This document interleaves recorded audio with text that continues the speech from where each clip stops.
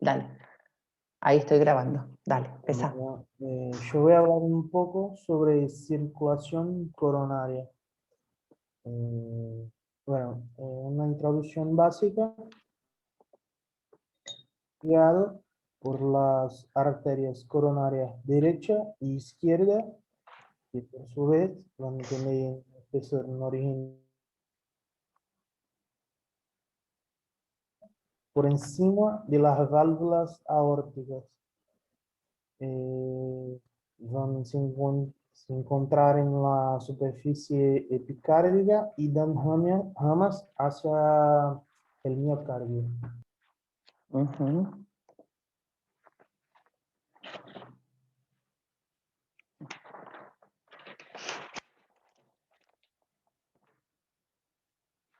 Yo no te escucho, Valfer. Porque estaba, perdón, porque estaba... Dale. Dale, bueno, pon un poco de ritmo, porque así en 3 sí, minutos sí, nos sí. quedamos dormidos todos. Bueno, la circulación coronaria van a presentar tres características Ujú. y van a ser diferenciadas de otras circulaciones regionales.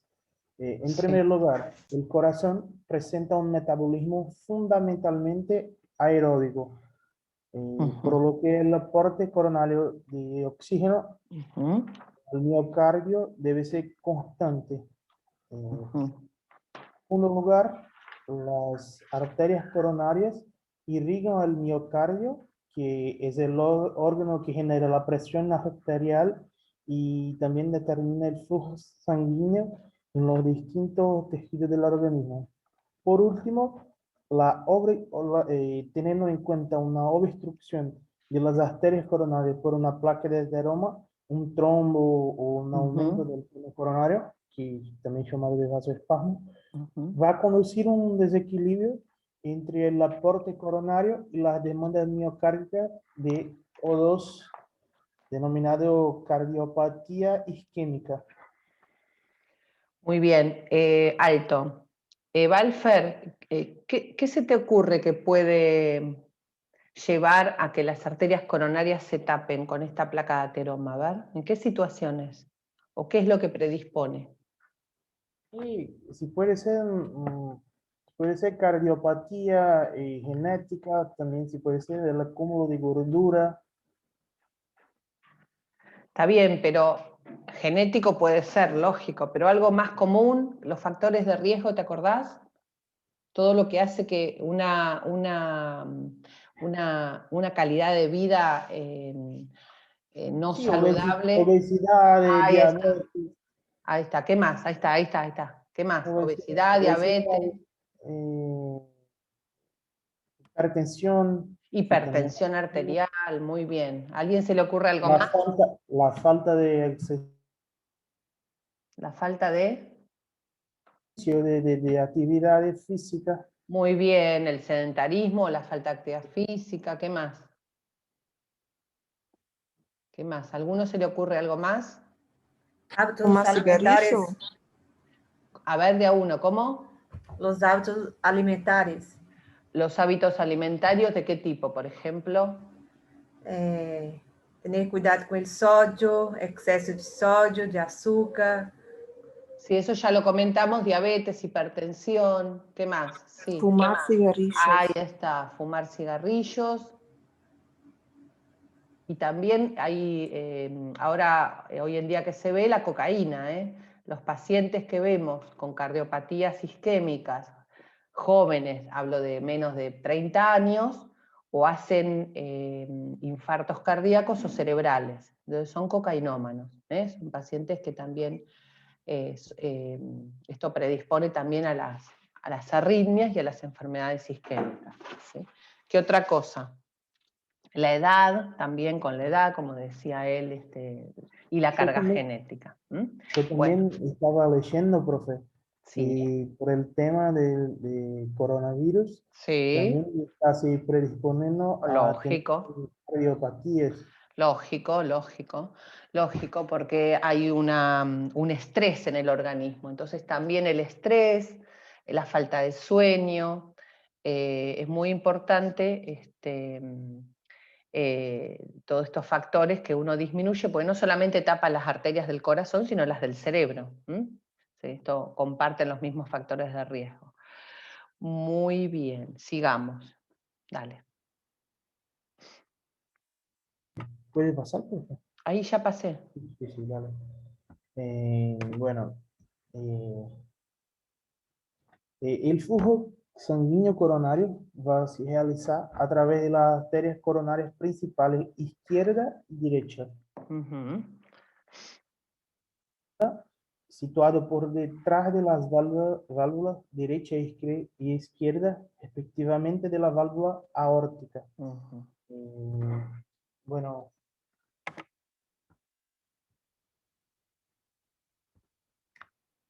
la arteria coronaria izquierda suministra sangre al lado izquierdo del músculo izquierda. También va a se dividir en dos ramas, Ujú. y la arteria descendente anterior izquierda, que es Ujú. una rama de la arteria coronaria izquierda, y va a proveer sangre a la porción anterior del lateral izquierdo del corazón. Ujú. La arteria circunfleja, que nace a la izquierda también, Ujú. y rodea el músculo cardíaco, va a proveer sangre en las zonas exteriores y posteriores del corazón. Muy bien. O sea, cuando nosotros tenemos un electro y vemos una patente de infarto, después ustedes más adelante las van a estudiar, por ejemplo, un complejo QRS ancho o ondas T negativas, ¿sí? O ausencia a veces de ondas R, depende el estadio del cuadro isquémico, depende en qué derivación va a estar, ¿sí? O supra o infradesnivel del ST, es otra patente de infarto. Depende en qué derivación se va a manifestar, yo puedo llegar a ver qué parte del corazón está comprometiendo e indirectamente ver qué arteria está involucrada en la alteración. Después eso se hará una angiografía o algún estudio hemodinámico, y entonces ahí se ve bien cuál es la arteria tapada y si se puede se destapa o no con hemodinamia, o se hace un bypass, o se hace una angioplastía, lo que sea. ¿Entendido? Sigamos. ¿Y la arteria derecha? ¿La coronaria Bueno, derecha? la arteria coronaria derecha va a llevar sangre al ventrículo derecho, la aurícula derecha, al nódulo sinoauricular y al nódulo auriculoventricular, los cuales se regula el ritmo cardíaco. También va a se dividir en ramificaciones más pequeñas, y entre ellas están la arteria descendente posterior derecha y la arteria marginal aguda. O sea que si yo tengo, por ejemplo, solo una obstrucción en la arteria, o en esta arteria coronaria, y compromete el nódulo sinoauricular, por ahí el paciente va a tener, ¿qué puede llegar a tener si compromete el nódulo sinoauricular en el electrocardiograma? ¿Una qué? Una arritmia puede llegar a tener, ¿entienden? ¿Sí? ¿Se acuerdan que decíamos que el nódulo sinoauricular era como el director de orquesta? Si no, cada parte del corazón no responde y empieza a contraerse a su ritmo. Entonces, si yo tengo algún compromiso, yo lo que pasa que por ahí lo que voy a ver es al revés. El paciente viene con una arritmia y yo tengo que ver si esto es isquémico o tiene otra causa. Sigamos. Ahí están entonces acá están todas, la arteria coronaria. Dale, seguí, Balfer. También vale resaltar que la porción más interna del endocardio va a se nutrir de la sangre que contienen las cavidades cardíacas. Bueno, ahí está un dibujo, las arterias y sus ramas. La arteria coronaria derecha, ¿sí? La coronaria Ra- izquierda, que se divide en dos ramas, ¿sí? Ahí está. Tenemos la derecha, ahí está la anterior y la posterior, ¿sí? Después tenemos dentro de la izquierda, tenemos la descendente anterior, ¿sí? ¿Está? Acá tenemos la descendente posterior, ¿sí? Y después tenemos las ramas, ¿sí? La descendente anterior y la septal, ¿sí? Acá está. Bueno, después tenemos otras. Este es el caso de la descendente posterior. Sí, que está mal el nombre. Ujú. Muy bien. Bueno, esto lo repasan ustedes hay un montón de videos. Voy a ver si les encuentro algún video, se los subo, de cómo está. Y creo que también tengo alguna foto más representativa. Igual está bien esa foto. Me parece que lo ves en un solo plano al corazón. Bueno, esto seguimos. Bueno, ¿Esto te correspondía? Bueno, dale, contá un poquito. Esto lo vieron con el doctor Levin, el ciclo cardíaco. ¿Ya lo vieron el ciclo cardíaco con el doctor? Sí. sí. Sí, bueno. Igual repasemos, dale, ya que lo preparaste, Alfa. Sí, solo para complementar. Dale. Sí, dale, complementá, dale. Muy bien. Bueno, el ciclo cardíaco va a se referir a acontecimientos que ocurren desde el comienzo de un latido cardíaco hasta el comienzo del próximo. Estos acontecimientos incluyen cambios en la actividad eléctrica, mecánica y también los movimientos de las válvulas cardíacas. Vamos a presentar dos etapas, que va a ser sístole y diástole. El corazón se contrae y bombea sangre desde corazón hasta la aorta y la arteria pulmonar. En la etapa de la diástole, el corazón se relaja, permitiendo que las cámaras cardíacas se llenen de sangre que proviene de las venas pulmonares y la vena cava. Muy bien.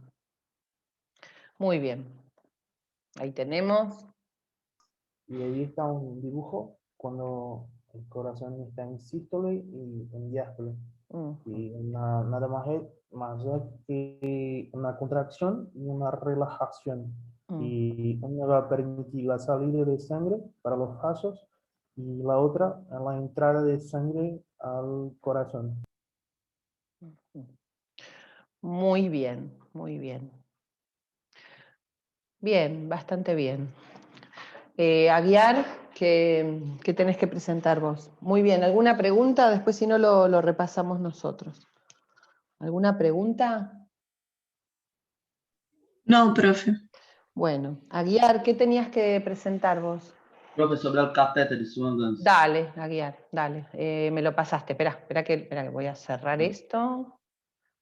Esto lo voy a cerrar. Espera que ahora te abro el tuyo.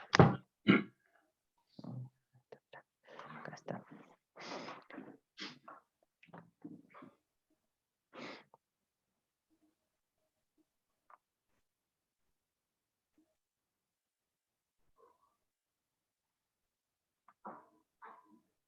Vuelvo a...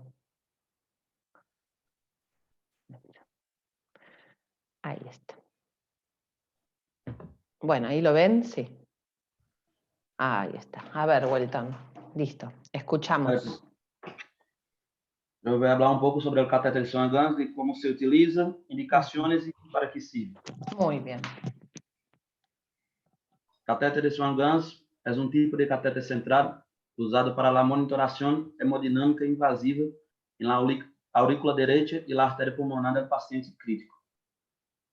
Tem várias luzes e dispositivos, através de los quais se podem medir os diferentes parâmetros a controlar como gasto cardíaco, pressão venosa central, pressão da artéria pulmonar, saturação venosa mista, temperatura central, administração de medicamentos e acá não está me aparecendo. Y extracción de muestras de sangre. E extração de muestras de sangre. Sí. Bueno, o sea que quiero destacar esto, ¿no? Fíjense que lo que yo voy a valorar principalmente son las presiones adentro del corazón, ¿entienden? Y a través de las presiones adentro del corazón, de la aurícula derecha, de la arteria pulmonar. A partir de ahí yo voy a deducir cómo es el gasto cardíaco, que después nos va a contar qué es el gasto cardíaco. Puedo saber también, bueno, la temperatura central, eso lo mido porque eso tiene un termistor que valora la temperatura, pero esto es para valorar el índice cardíaco y después el gasto cardíaco. Y después, como tiene catéteres, ¿sí?, varios, puedo también dar medicación y sacar muestras, ¿sí?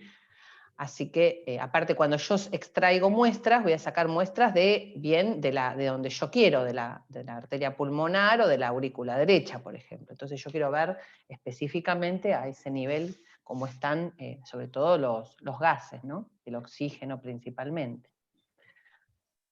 Sigamos. Esto es desde lo técnico, cómo está constituido. Dale. Sí.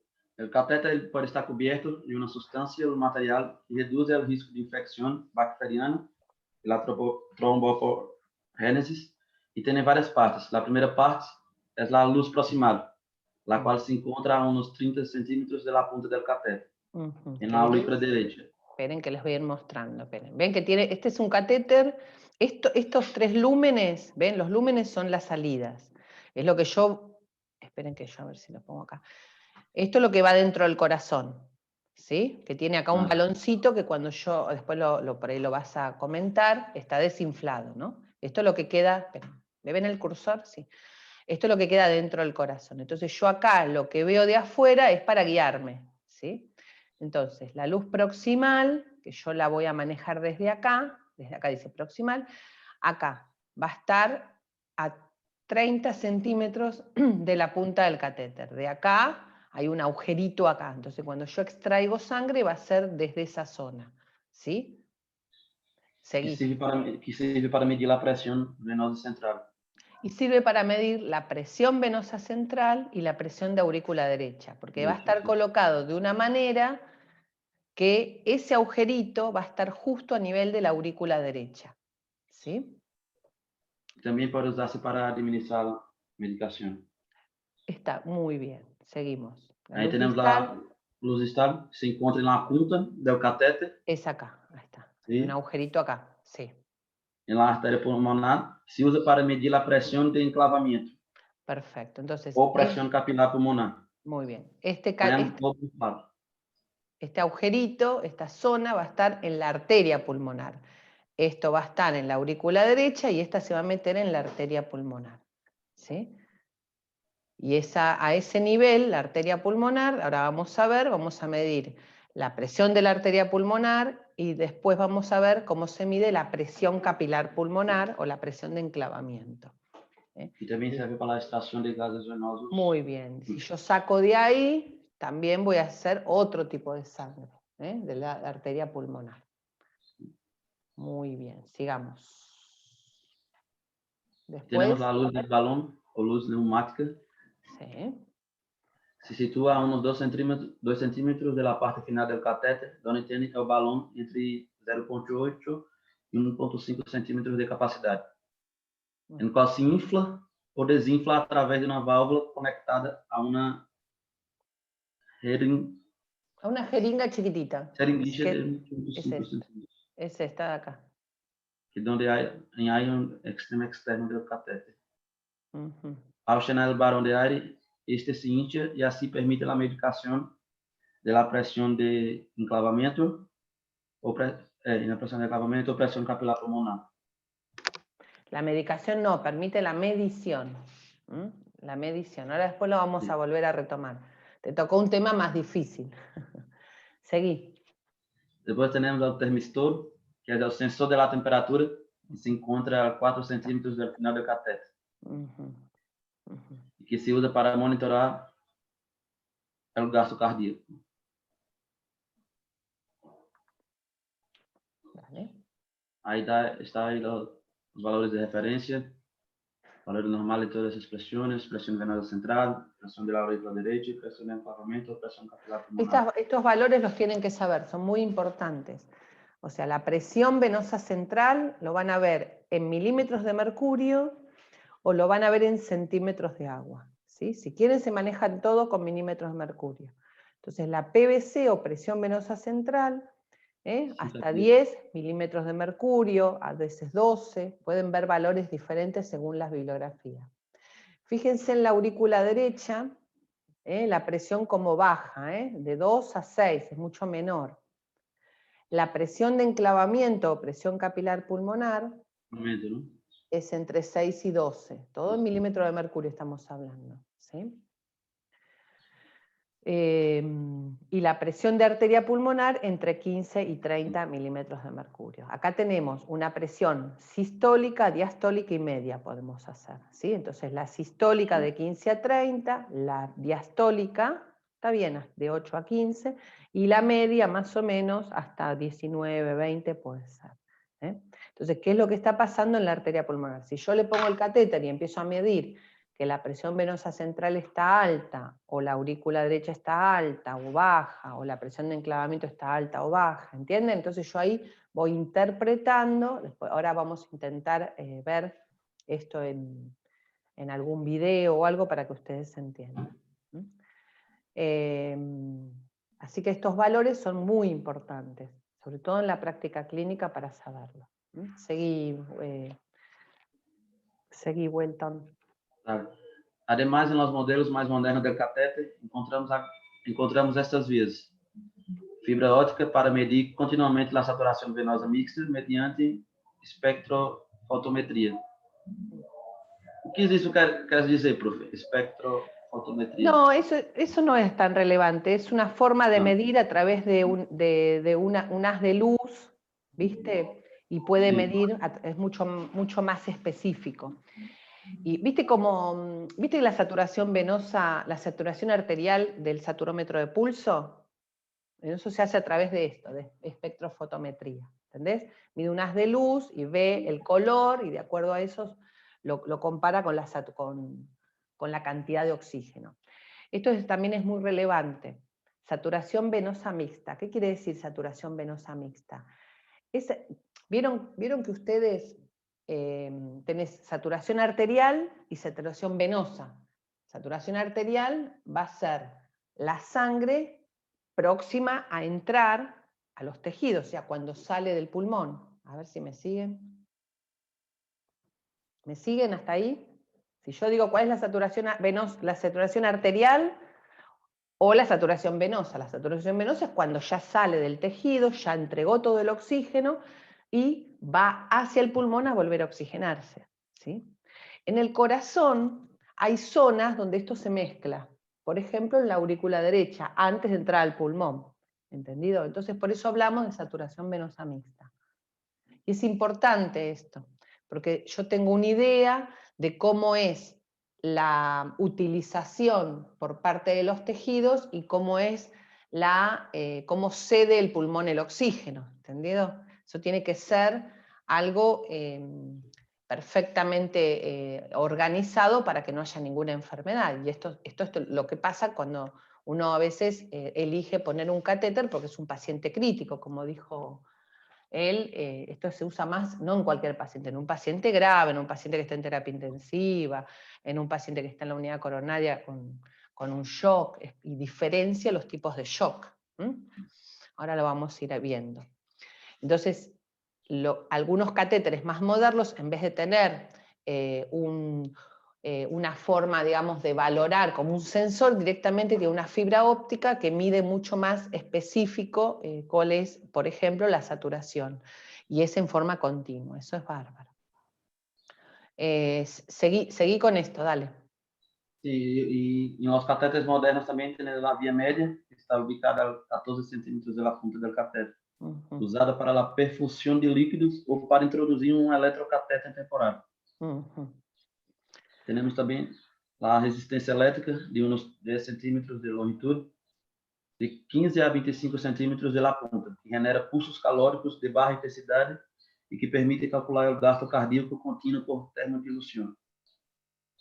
Ahora igual después lo vamos a explicar. Esto es más específico, pero esto en realidad lo que habla es que tiene también sensores de temperatura. Entonces, cuando Estos sensores de temperatura, profesor, solo en los más modernos, ¿no? No, sí, pero son los que se usan ahora. Ahora casi todos vienen así por fibra Bueno. óptica. Sí, sí, sí. Lo que hace es valorar, por ejemplo, la temperatura, la diferencia de temperatura de aire ambiente con la del paciente. Entonces eso calcula una velocidad entre la temperatura del aire ambiente y lo que tiene el paciente, indirectamente.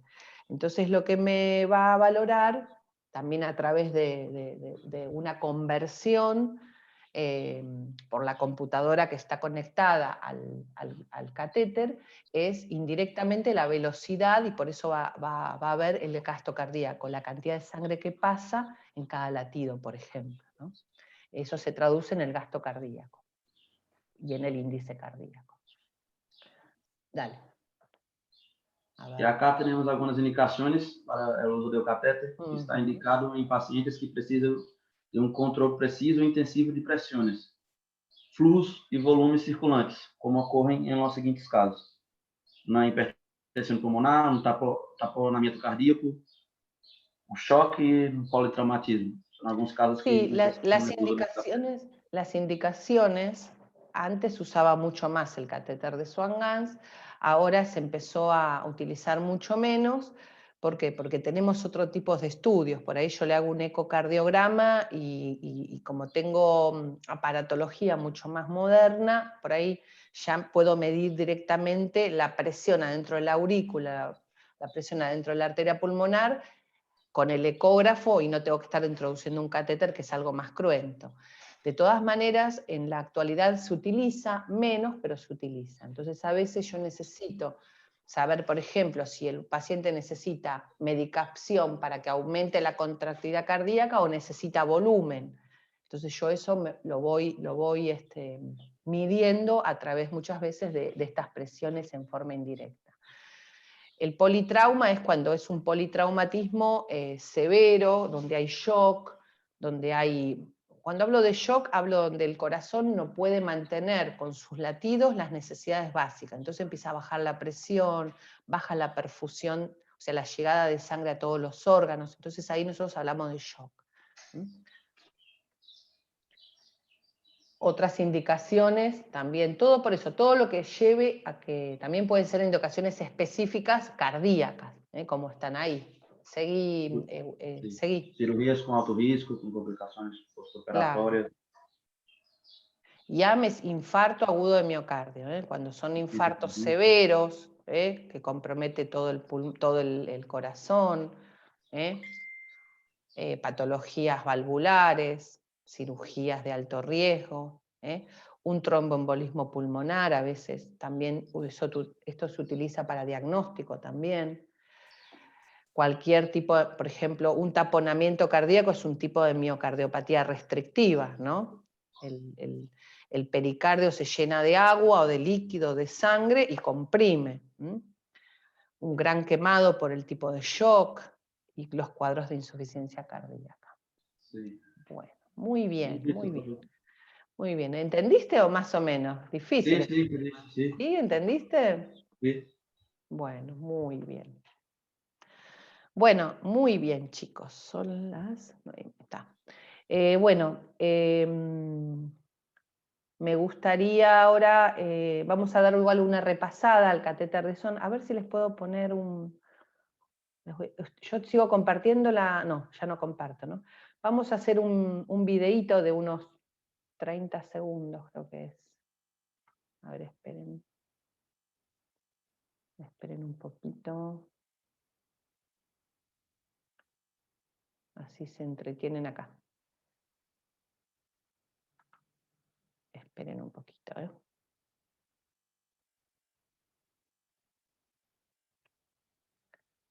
Denme un segundito.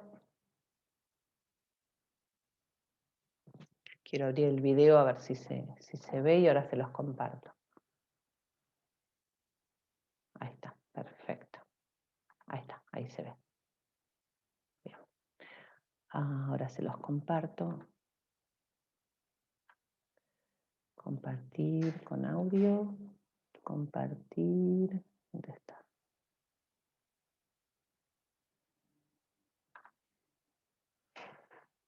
Esperen, ¿eh?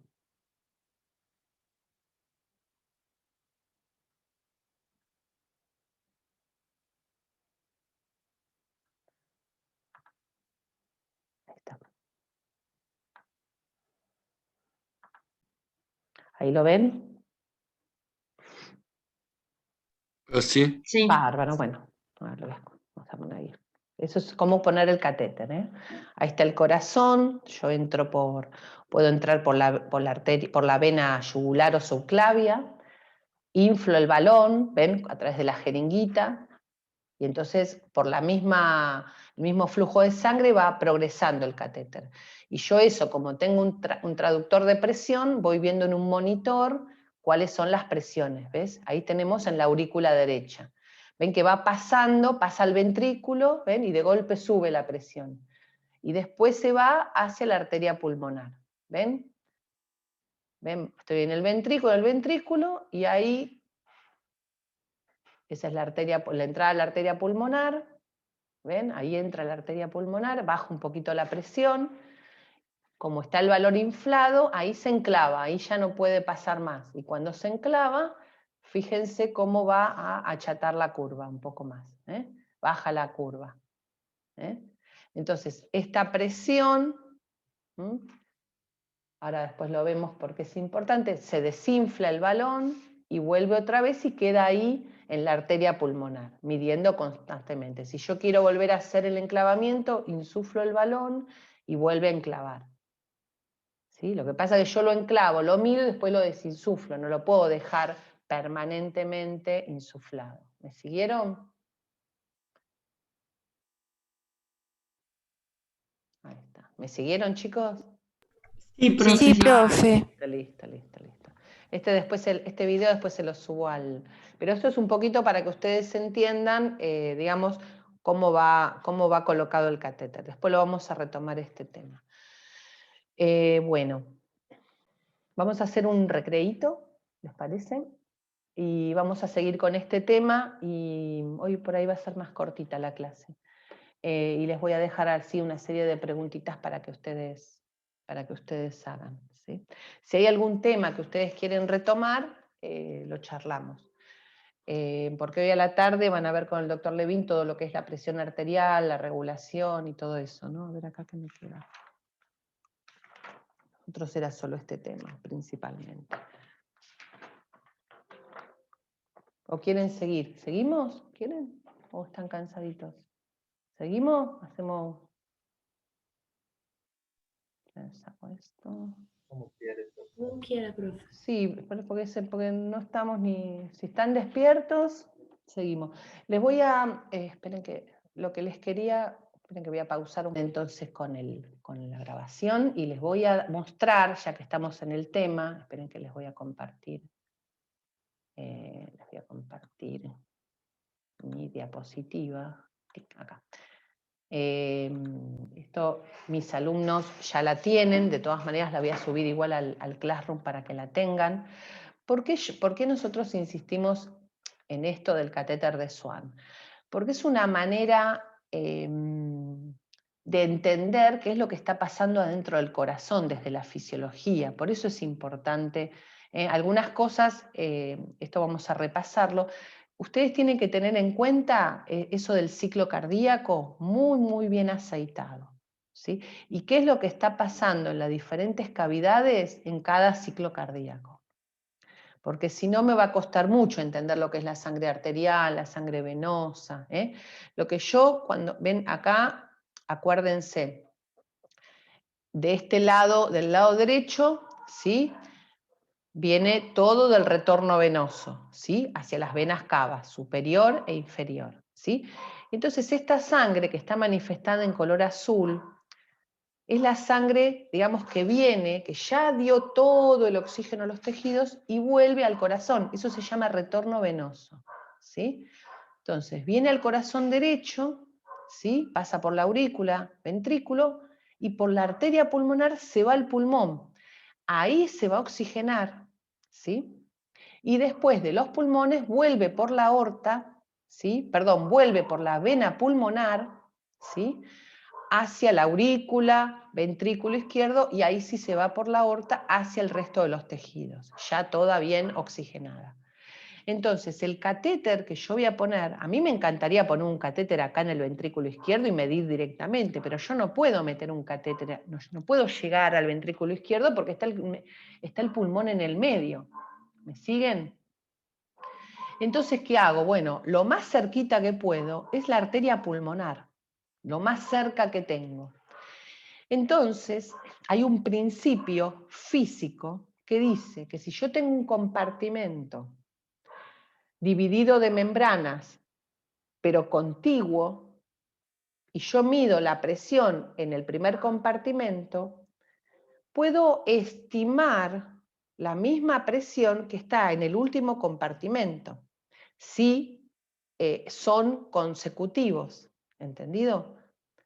Entonces, si yo estiro todo, la aurícula, el ventrículo y la arteria pulmonar, ¿sí? En el medio está el pulmón, pero también está después la aurícula derecha, el ventrículo izquierdo, yo puedo estimar desde la arteria pulmonar qué está pasando en el ventrículo izquierdo. Obviamente que si la presión del pulmón aumenta o está alterada, me va a cambiar. Son los sesgos que uno tiene que tener en cuenta cuando interpreta esto, ¿entendido? Pero es lo más cercano que yo tengo para estimar qué está pasando en el ventrículo izquierdo. ¿Me siguieron? Ahí está el catéter que vimos. Acá está el dibujito.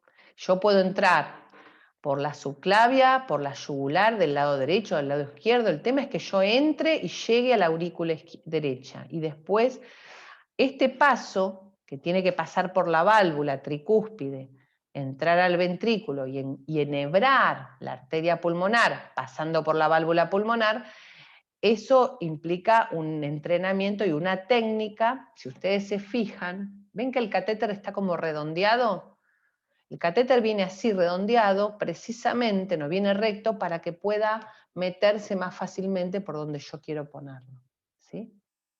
Y si yo le insuflo el baloncito, a veces como que corre mejor hacia donde yo quiero que pase. Obviamente que cuando pasa por las válvulas va a ir desinsuflado, ¿no?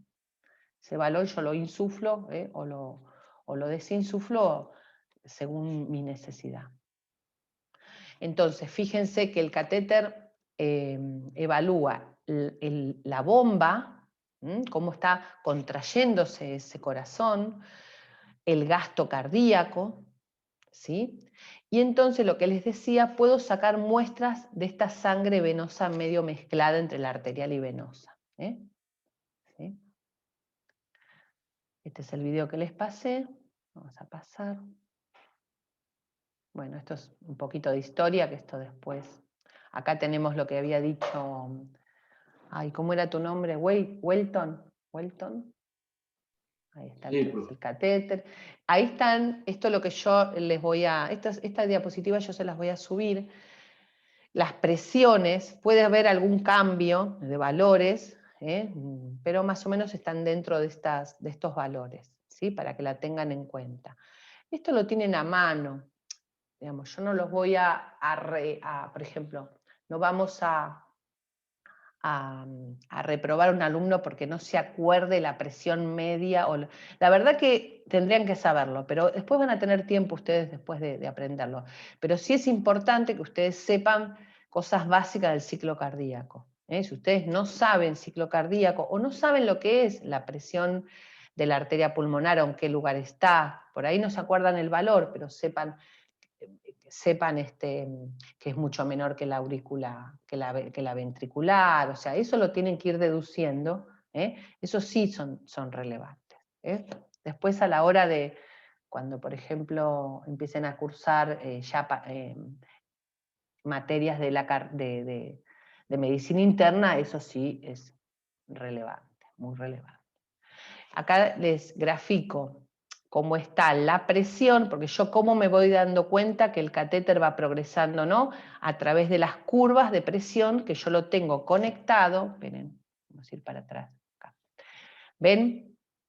Este este termistor que decían, eso va conectado a la computadora, es un traductor de presión que me va a traducir lo que está captando este termistor que está acá en la punta, y lo transforma en milímetros de mercurio y lo transforma en una curva. Entonces yo me voy dando cuenta, ¿sí?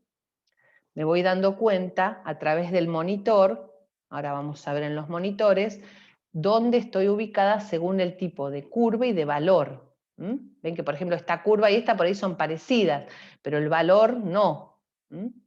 La que es más fácil de ver es la del ventrículo, que es bien alta, bien puntiaguda, y después la arteria pulmonar se va aplanando. Bueno, ven acá entonces son la presión de aurícula derecha, de ventrículo derecho, de arteria pulmonar y la presión capilar pulmonar. Es lo que decía tu compañero. Con todo eso voy a ver la función como bomba. La función como bomba voy a ver el volumen minuto cardíaco, el gasto cardíaco y el índice cardíaco. Entonces, al ver cómo funciona ese corazón, yo puedo ver el diagnóstico o deducir el diagnóstico, le doy medicación y después lo vuelvo a medir y veo si respondió o no respondió al tratamiento. Puedo tomar decisiones, de acuerdo a la respuesta o no al tratamiento, tomo decisiones terapéuticas, digo, bueno, no, esto es cardíaco, no, esto es más pulmonar, esto es un shock séptico, o esto es un shock cardiogénico. Entonces uno puede tomar decisiones terapéuticas en base a los valores que yo estoy midiendo en el catéter, ¿sí? Se objetiva los cambios más tangibles, ¿no? Bueno, después un concepto, esto también de volumen minuto cardíaco que recién comentamos, es digamos, la cantidad de sangre que eyecta ese corazón por minuto. Entonces yo voy a medir la descarga sistólica por la frecuencia cardíaca, ¿sí? ¿De qué va a depender? Si yo tengo alguna alteración en la precarga, en la poscarga o en la contractibilidad, esto se va a alterar.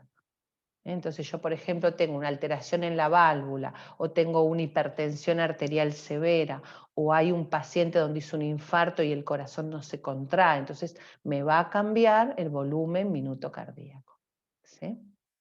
Y yo, la descarga sistólica o el gasto cardíaco, que es lo mismo, lo voy a medir con el catéter, por ejemplo. ¿Me van siguiendo, chicos? Sí, Sí, profe. profe. Ah, bárbaro. Sí, profe. Bárbaro. Bueno, acá está entonces el funcionamiento como bomba. El gasto cardíaco va a ser proporcional al llenado sistólico, perdón, al llenado de la diástole. ¿Se acuerdan la ley de Frank-Starling? Que el corazón se va a empezar a distender, pero no va a aumentar la presión, entonces va a recibir bastante sangre. Obviamente que esto tiene un punto que sí, a veces puede aumentar la presión de manera patológica, pero normalmente no. La contracción del corazón se relaciona directamente con esa capacidad de las fibras distenderse o dilatarse sin que aumente demasiado la presión. Si esto cambia, bueno, hay alguna enfermedad. La presión venosa central sería lo que está pasando, digamos, en la aurícula derecha propiamente dicha, ¿sí? Entonces yo ahí puedo estimar la presión venosa central que se condice con la presión del ventrículo al final de la diástole, ¿sí? La presión del ventrículo derecho al final de la diástole, ¿sí? Antes de producirse la contracción del ventrículo derecho, estamos hablando acá. En cambio, si yo enclavo, ¿se acuerdan que insuflábamos el balón y enclavábamos y se ponía pegado casi en la arteria pulmonar?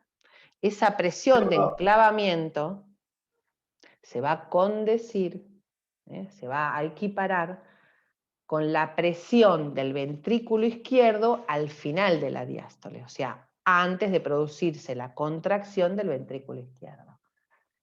Vuelvo otra vez para atrás. La presión de enclavamiento o presión capilar pulmonar refleja la presión de fin de diástole del ventrículo izquierdo, ¿sí? la presión venosa central del ventrículo derecho y la presión capilar pulmonar del ventrículo izquierdo antes de producirse la contracción. Por eso le llamamos presión de fin de diástole. ¿Sí? Una linda pregunta para examen. ¿A qué corresponde la presión venosa central y a qué corresponde la presión de enclavamiento o presión capilar pulmonar? Que hay alguna diferencia, pero bueno, lo tomamos como todo lo mismo. ¿Sí? Ahí está. Presión venosa central, presión de fin de diástole del ventrículo derecho. Catéter de Swan-Ganz voy a medir con la presión de enclavamiento, presión de fin de diástole del ventrículo izquierdo. Acuérdense que esto es presión de enclavamiento o presión capilar pulmonar, que sería esta. ¿Sí? Acá. A ver, esta.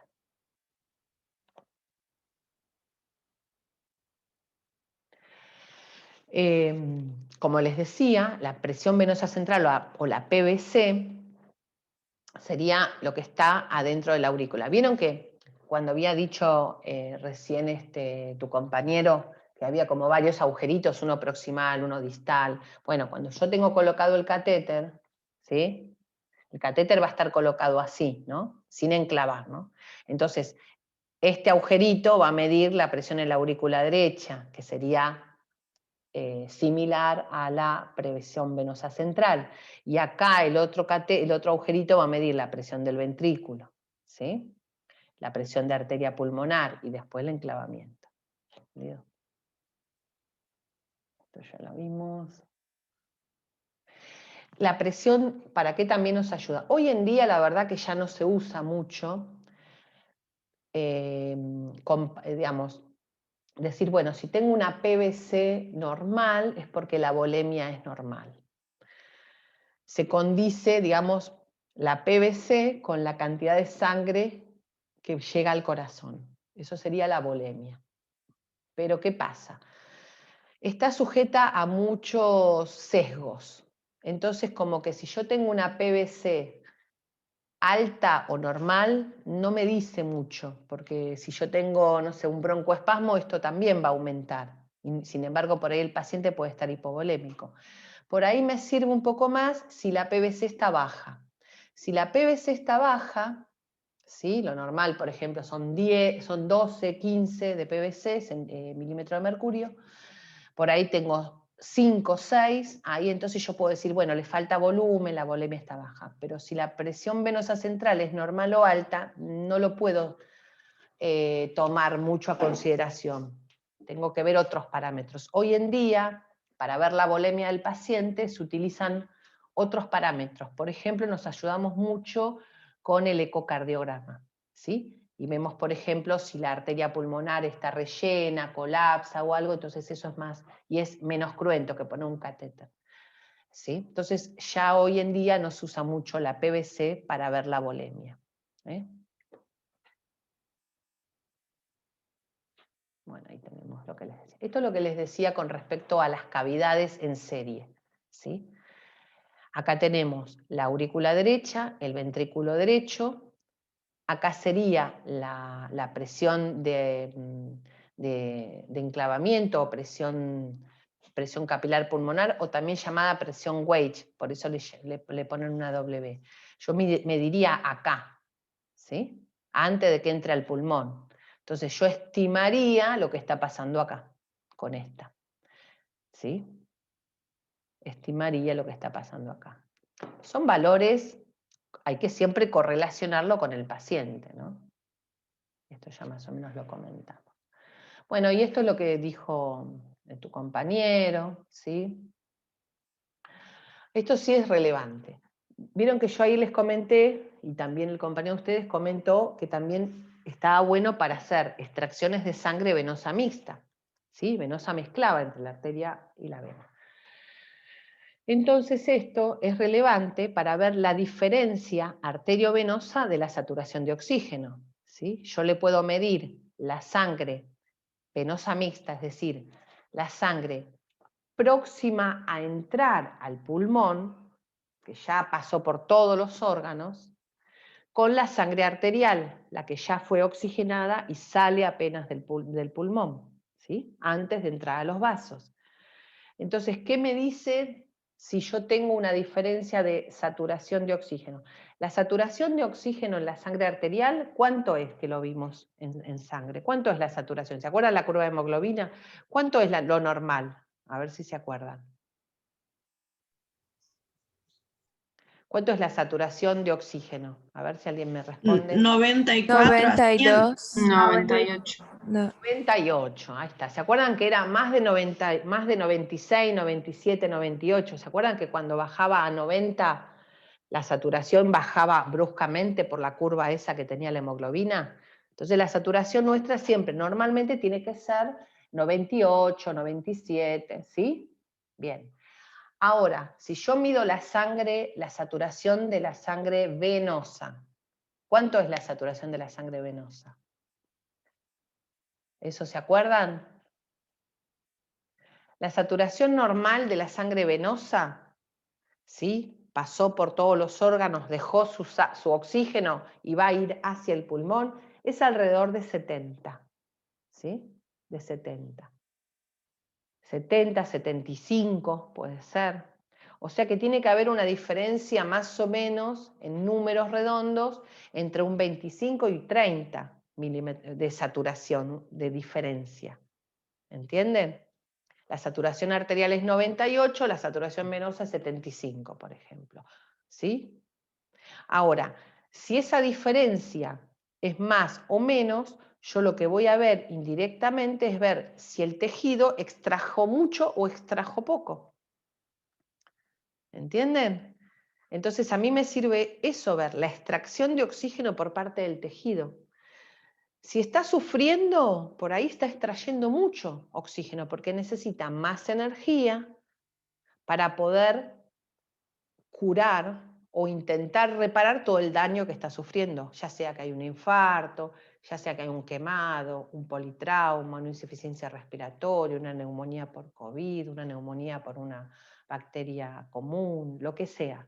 ¿Entienden? Ahora, si hay menos, quiere decir que está extrayendo menos. ¿Qué puede ser? ¿Que no lo necesite? Si es normal, pero si está extrayendo menos de lo normal, ¿estamos peor o mejor? ¿Qué les parece? Por lo menos que me conteste el que me siguió, el que no me siguió queda con la boca abierta. A ver, Ana, Wanda, ¿qué decís?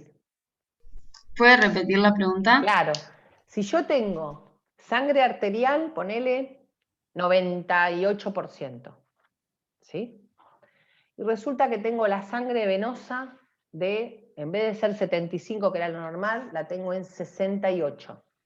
La tengo menor. ¿Sí? Ahí, ¿qué es lo que está pasando? ¿Aumentó o disminuyó la extracción de oxígeno? Disminuyó. Aumentó, Pedro, porque está consumiendo más oxígeno. Si yo tenía que tener 65, resulta que tengo 68, está consumiendo más oxígeno, ¿sí? Entonces acá, más del 30%, hay más extracción de oxígeno. Ahora, ¿qué pasa si en vez de... Yo tengo 98 de oxígeno arterial y resulta que el venoso le saca una muestra por este método, le saca una muestra venosa y me da 85. Casi parecido al arterial. ¿Qué quiere decir ahí? A ver, Pedro. Ahora sí, ahora disminuyó.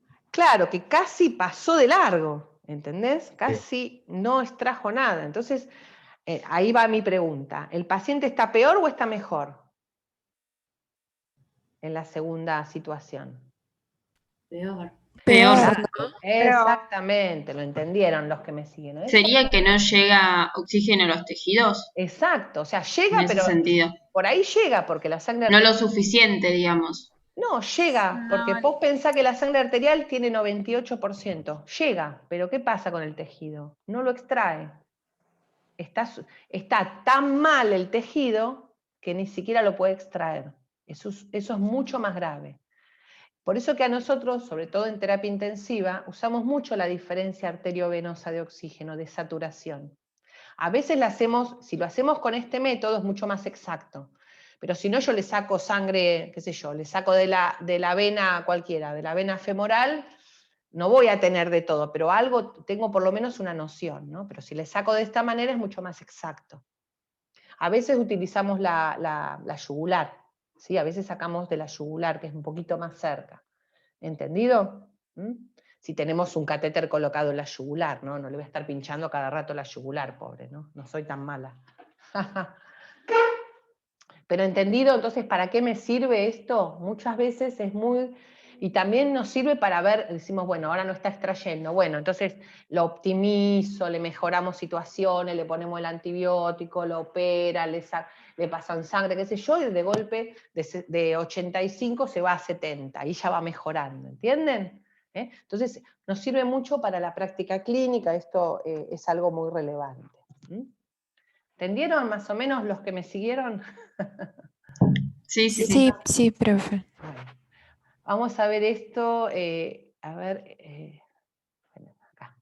¿Ven? Acá está marcado, presión venosa central, ¿ven? Acá está el valor, ¿no? A ver. Este es el monitoreo cardiológico, esto es la presión de la presión arterial, que nosotros muchas veces ponemos un catéter arterial y medimos la presión, ¿ves? 130, 59, con una media de 82, y acá tenemos la presión venosa central, ¿sí? 8 de sistólica, 0 de diastólica y de media 3, está medio baja, está medio baja. Cómo se ve la curva. Después acá la presión ventricular, ¿ven cómo está la presión? Más que nada me interesa la forma de la curva, la de abajo siempre, porque esta es lo que les decía. ¿Ven acá cómo se ve la presión ventricular?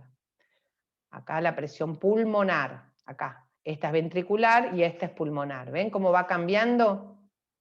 Estuvo en el ventrículo, pum, y se metió en la arteria pulmonar, ¿sí? Y esta, acá tenemos arteria pulmonar y enclavo y desenclavo. ¿Ven cómo se ve imagínense esto todo el tiempo dinámico, ¿no? Pasando como un monitor. Yo acá se lo muestro en fotos, pero fíjense que todo esto es dinámico, Entonces, esta es la arteria pulmonar, enclavo, insuflo el baloncito, ¿sí? Con aire, insuflo, plum, se me enclava, yo sé que el catéter está ahí, no puede pasar, y entonces yo eso estimo la presión wedge o la presión de enclavamiento. Y después desinsuflo y vuelve y queda ahí el catéter en la arteria pulmonar. Este catéter yo lo puedo dejar 24 horas, 48 horas, pero más no. Más no porque es un catéter que como lo manipulo, todo eso se hace en condiciones estériles, me tengo que vestir, guantes estériles, todo, ¿no? Porque si no también entran microorganismos y se pueden infectar. Entonces, esto muchas veces se deja unas horas, 24, como mucho, 48 horas, y después se saca, porque esto se utiliza en el momento para hacer el diagnóstico, para ver el paciente si sigue en shock, estamos en el horno, el paciente tiene mal pronóstico. Cuando un paciente está en shock, rápidamente hay que tratar de solucionarlo, revertirlo, y esto es en pocas horas, si no el paciente se muere. Por eso, entonces estos catéteres generalmente no se colocan por mucho tiempo. Bueno, ahí tenemos. Bueno, esto ya lo vimos. Ahí tenemos otra vez las formas de las curvas, ¿sí?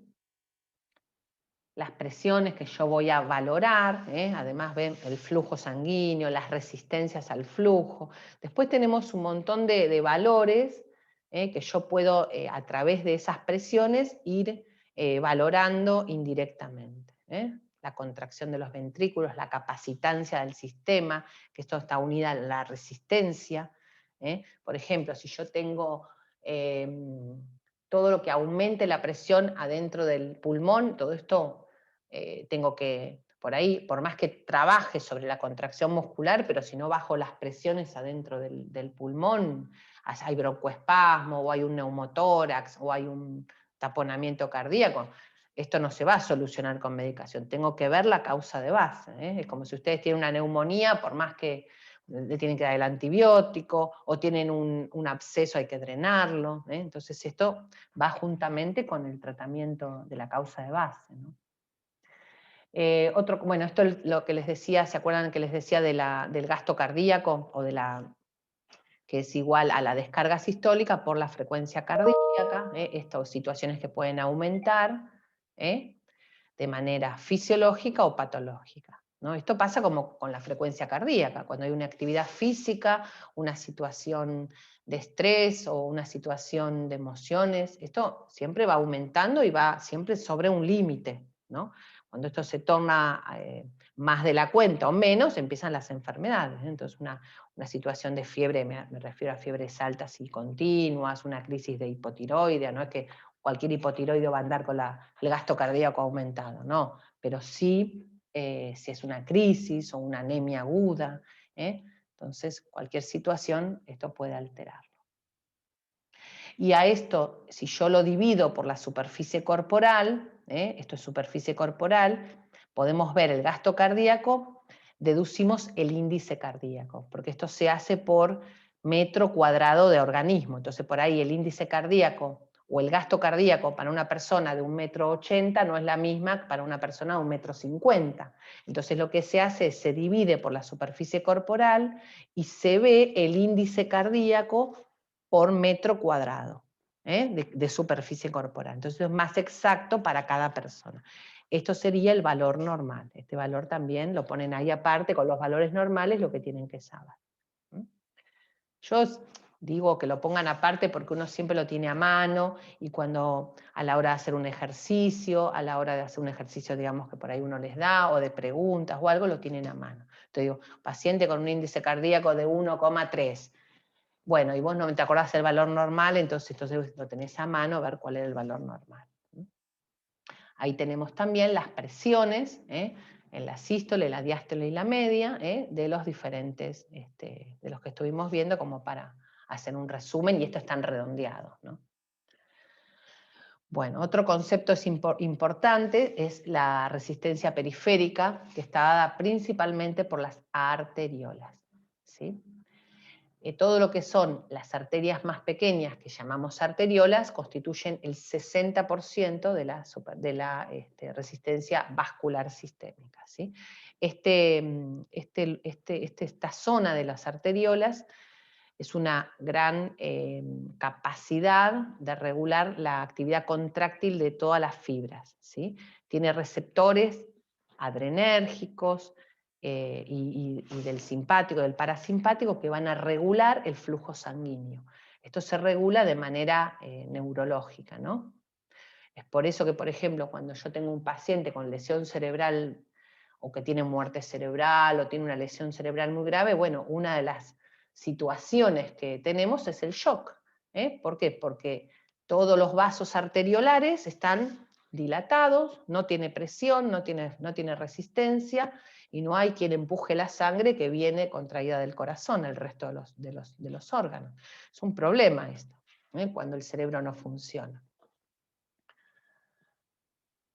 Bien, también tenemos mecanismos locales, pero principalmente del sistema nervioso. Pero también tenemos, obviamente, mecanismos hormonales, como por ejemplo los corticoides, o los determinados reflejos que también hacen, pero lo más importante es el control neurológico.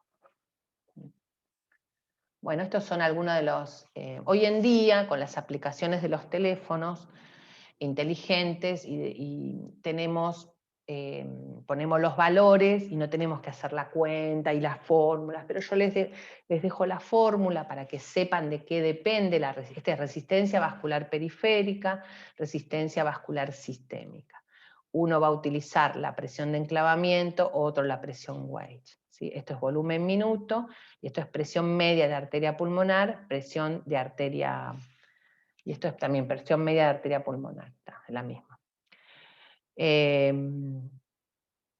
Esta es la fórmula para que ustedes sepan. Ya les digo, hoy en día ponemos los valores y ya te las saca sola, no tenemos que hacer las cuentitas ni nada, pero los valores normales de la presión arterial media. Esperen. Esto es presión media de arteria pulmonar, y esto es presión arterial media, la presión arterial del sistema. Ahí tenemos. Las resistencias vasculares sistémicas y pulmonares, esto es endina por centímetro por superficie corporal. Esta es la concentración de oxígeno, el contenido arterial de oxígeno. Acá tenemos la la disponibilidad de oxígeno y el consumo de oxígeno, la demanda y la oferta de oxígeno, la extracción de oxígeno, ¿sí? Algunos valores normales. Bueno, esto es un índice, este es el contenido arterial de oxígeno, contenido venoso de oxígeno en porcentaje. ¿Sí? Acá están algunos de los parámetros hemodinámicos que también lo tienen que tener a mano, por lo menos en resumen para que ustedes sepan el contenido. ¿Se acuerdan que cuando vimos hemoglobina, nosotros esto lo vimos? De qué depende el contenido arterial de oxígeno, de la hemoglobina, de la saturación de la hemoglobina y de la presión de oxígeno arterial. ¿Sí? La disponibilidad de oxígeno, ¿sí? Volumen minuto, por la diferencia arteriovenosa de oxígeno, que ya saben de la saturación de oxígeno. Este es el índice de extracción de oxígeno y las resistencias pulmonares y sistémicas. Es un resumen que yo acá les puse, hasta ahí. Y con todo esto nosotros vamos a ver los tipos de shock que hay, ¿sí? Los tipos de shock, de acuerdo a cómo se va manejando los parámetros, ¿sí? Lo dividimos en tres tipos de shock. Acá yo les puse, hay un cuarto que es el shock medular, pero en cuanto al hemodinámico, tenemos el shock hipovolémico, que es básicamente, si ustedes se ponen a pensar, piensen si, por ejemplo, hay una hemorragia digestiva o un politrauma donde de los 5 litros de sangre que tengo 2 adentro del vascular. Entonces voy a tener el volumen minuto cardíaco bajo, pero las resistencias van a estar aumentadas, porque todo lo poco que hay, bueno, va a tener que empezar a aumentar para poder mandar lo poco que hay al resto de los órganos. Entonces vamos a tener las resistencias aumentadas. El volumen cardíaco, que es lo que vuelve al corazón, bajo, y la presión wedge y la presión venosa central va a estar baja, porque vuelve y va a estar bajo, y lo que contrae va a ser bajo. ¿Sí? Y así lo tengo que ir razonando. Esto lo van a ver después más adelante en medicina interna. ¿Sí? El shock cardiogénico, hay un problema en el corazón propiamente dicho. Acá el corazón funciona bien, pero acá no. ¿Sí? Acá el corazón funciona mal. Y en el distributivo es ese shock donde el corazón por ahí funciona bien, hay volumen, pero está mal distribuido todo. O sea, en vez de tener en el intravascular los 5 litros, en el intravascular tengo 2, y los 3 litros están distribuidos en todo el organismo. Por eso el paciente se inflama y se hincha. Eso es parecido al shock séptico. Entonces el líquido está en el organismo, pero mal distribuido. Entonces se comporta muy parecido al hipovolémico, con la diferencia en que por ahí el volumen minuto cardíaco puede estar normal o incluso alto. ¿Sí? Bueno, igual acá no quiero atosigarlos con tanto dato, pero es un poco para que ustedes sepan, con los datos que, estos son algunos, yo después puedo ver más datos como vimos, pero es para que yo a veces pueda identificar dónde está el problema, ¿sí? Entonces ahí poder utilizarlo. ¿Venimos bien hasta ahí? Muy complicado todo. Sí. Bueno. Y lo último que yo les quería comentar es que también está dentro del programa el flujo venoso, el pulso venoso que nosotros utilizamos, se llama flebograma, y podemos también, a través de las contracciones de la aurícula, va a repercutir en el sistema venoso. Entonces va a haber diferentes tipos de ondas en el pulso venoso. ¿Sí? Ahí tenemos principalmente la parte yugular, por eso hablamos de pulso yugular. Acá tenemos una diferencia, ven, acá está el pulso de la arteria yugular, es de la vena yugular, y de las arterias carótida y de la aurícula derecha, para que se compare. Y fíjense que acá nosotros tenemos representado en esta onda A la contracción de la aurícula derecha, en esta onda C la contracción del ventrículo. Y después tenemos, cuando empieza a aumentar, la presión en la aurícula derecha nuevamente, ¿sí? Antes de la próxima contracción. Entonces tenemos estas tres curvas la A, la C y la B corta. Entonces la primera era la contracción de la aurícula derecha, ¿sí? Después la C era la contracción del ventrículo derecho, que coincide con el cierre de la válvula tricuspidia en este caso. Por eso está el primer ruido. ¿Sí? Y después tenemos acá la onda B, ¿sí? Que es esta, que tenemos una rama ascendente, donde empieza a aumentar la presión de la aurícula cuando se va llenando, ¿sí? Llega a su máximo, se abre la válvula tricúspide, ¿sí? Y luego pasa la sangre al ventrículo, ¿sí? Acá se había cerrado la válvula aórtica y pulmonar y es el segundo ruido, ¿sí? Y acá vuelve otra vez el ciclo. Entonces yo eso, si hago un flebograma, que a veces se utiliza, o ver mismo, pongo por ejemplo en cualquier vena, voy a tener representada estas curvas, ¿sí? Muy bien, hoy fin de la clase. Bueno chicos, esperen que dejo de compartir, ahí damos por terminada.